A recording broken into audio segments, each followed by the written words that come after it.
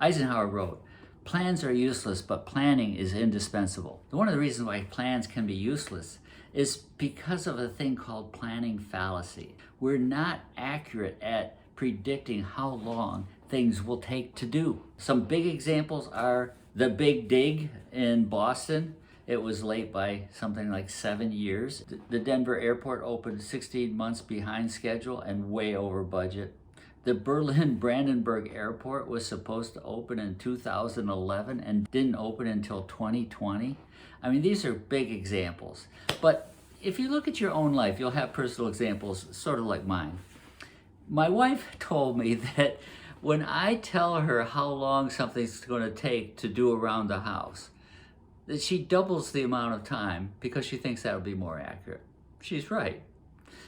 I responded to her that when I ask her how long it's going to take until she's ready, I also double that time because I'm going to be right. So we're not accurate at predicting, and the reason is because we're too optimistic. We're too positive about things. The University of Waterloo did an actual study to figure out how this happens and why it happens. And so one of the things they asked was PhD students to predict how long it would take for them to finish their PhD or to finish their thesis. And they asked it in two different ways. If everything fell in place the way you hope it does, the way you want it to be, how long would it take? And then they also asked, how long do you realistically think it's going to take? What they discovered was the variance between best case and what they anticipated to be reality was less than 5% in most cases. That study has been repeated in various occupations and with various groups.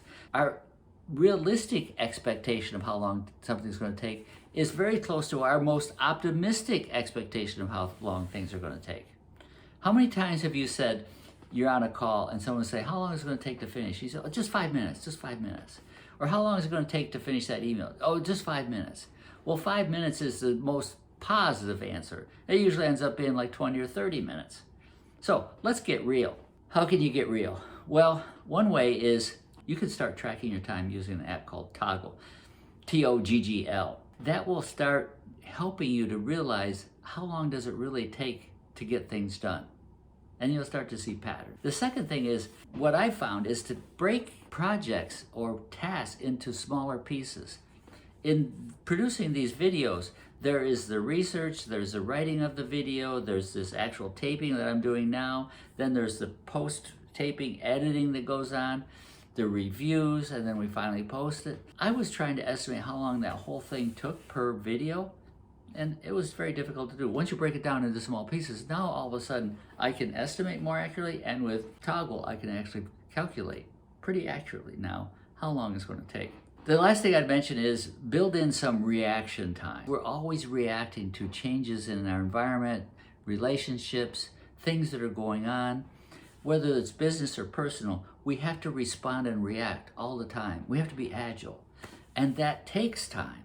So build that into your planning of, if I'm going to produce videos, I'm going to have reaction time with people responding to the videos, people helping me with the videos. Things go wrong, and I'll have to react. So 3 things. One is get real about your time. Use something like Toggl. Second one is break tasks down into smaller pieces so you can analyze it and plan it more effectively.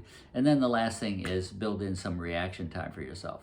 Hopefully, we'll prove to ourselves that plans can be useful and that planning is also indispensable.